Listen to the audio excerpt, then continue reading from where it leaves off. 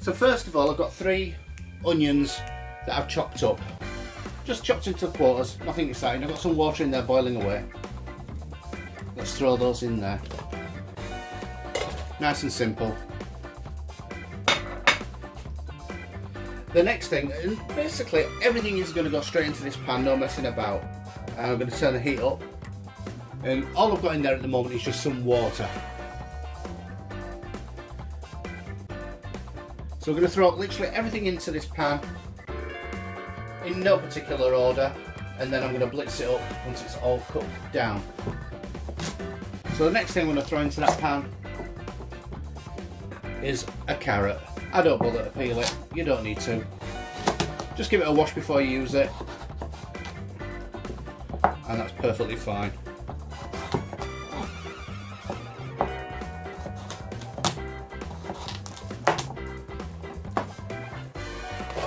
Throw the carrot in there.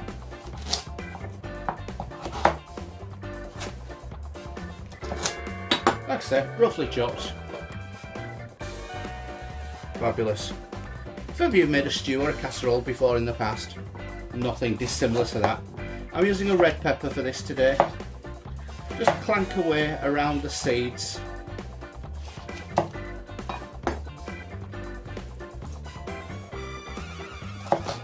Roughly chop that up. Effectively what we're going to be doing, it's like a soup really. Whenever you've made a soup, you've cut all your veg up, thrown it into your pan, and then liquidised it later. Using about half a cabbage. Got a white cabbage there. Well, I say half cabbage, that's just a quarter I suppose.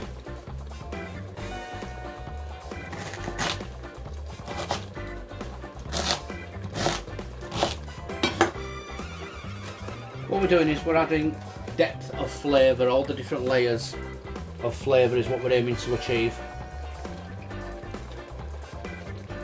Got a couple of green chillies, a bit gnarly bit there, I'll just get rid of that.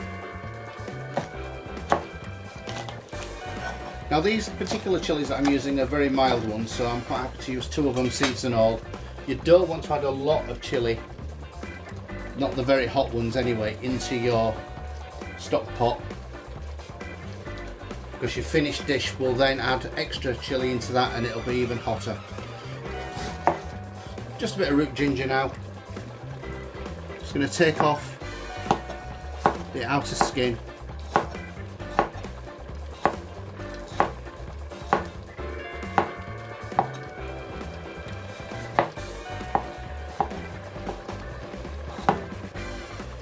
There we go, just slice that away. Rid of the skin there, we don't want that. And again, like we did, just roughly chopping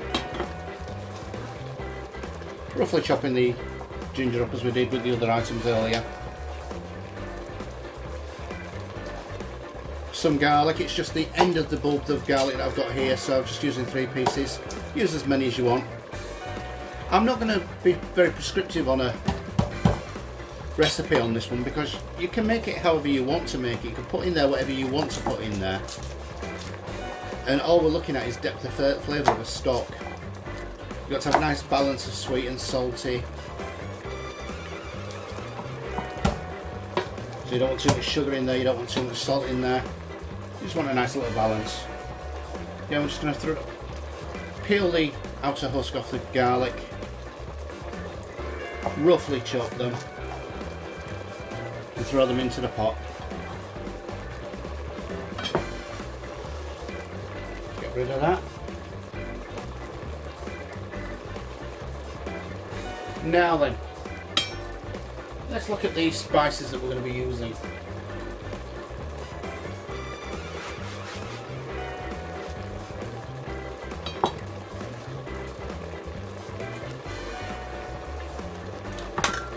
I'll bring that over there. I'm also going to be using a tin of plum tomato, so I need to grab my opener and just open that up.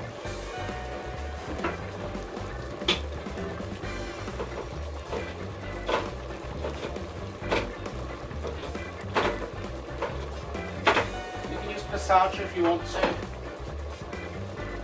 That's perfectly fine, but a tin of standard plum tomatoes. Just go straight in.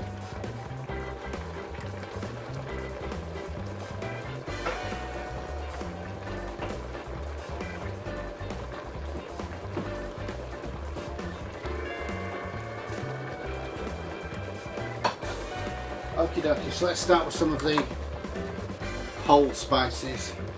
Just make sure you can still see them. Yep, lovely. Got a few fennel seeds, just a small handful.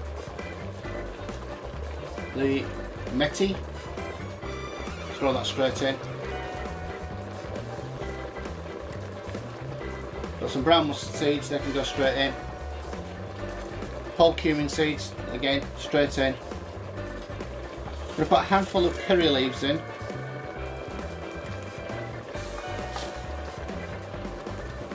That's a handful, that's about 2 pinches. I'm going to put 2 cardamoms in.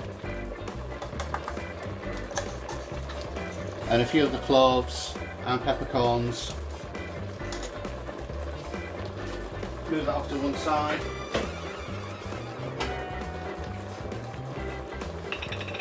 Bigger dried spices, got a couple of the bay leaves, throw those in.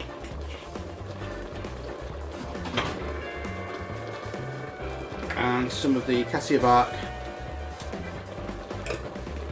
What we can always do is just pick those out just before we blend it, and then that'll be fine. Okay, doc, so once we add our powdered spices now, so we've got some paprika, a good heaped spoon of that. I've got my mixed powder, so a good heaped spoon of the mixed powder. Some basic curry powder, so I'm going to use 1, 2 very heaped teaspoons of that. So that's the curry powder. And then 1 heaped teaspoon of cumin, 1 heaped teaspoon of garam masala, and 1 heaped teaspoon again of the coriander powder. So that's my dry spices going in there, and my powdered spices, whole spices. And then we're just going to have a little shake of the old salt in there.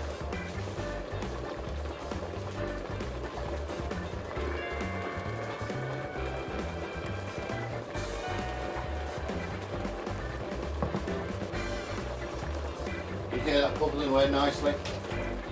The next thing I'm going to add is just a little bit of the coconut milk, not a lot. We don't want the coconut milk to overpower it, but we do want it to add a lovely flavour.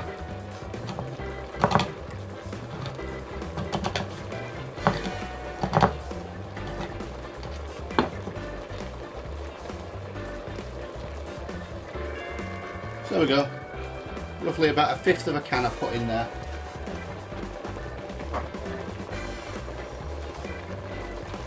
And that's it for my list of ingredients on the base gravy. Let's see if we can have a closer look at the base gravy. That's boiling and bubbling away there.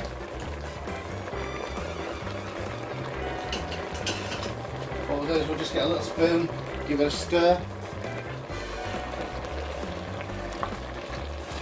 Excellent. I'm going to add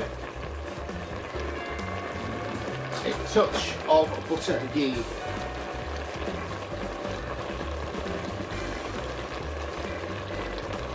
There we go, just a little bit of butter ghee. Come over to the pan, I'm going to add 1,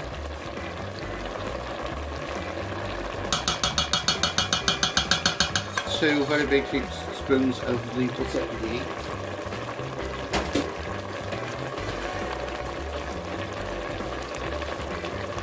There we go, and we'll come back to that and give it a stir now.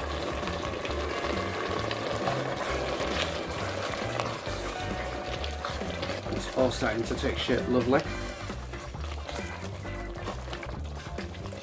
It's almost like a fresh vegetable curry really.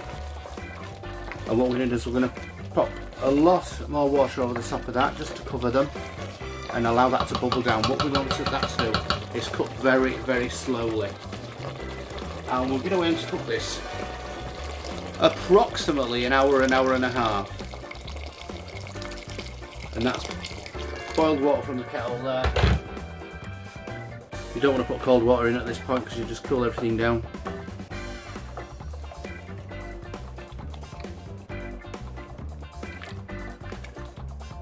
The smell's sensational.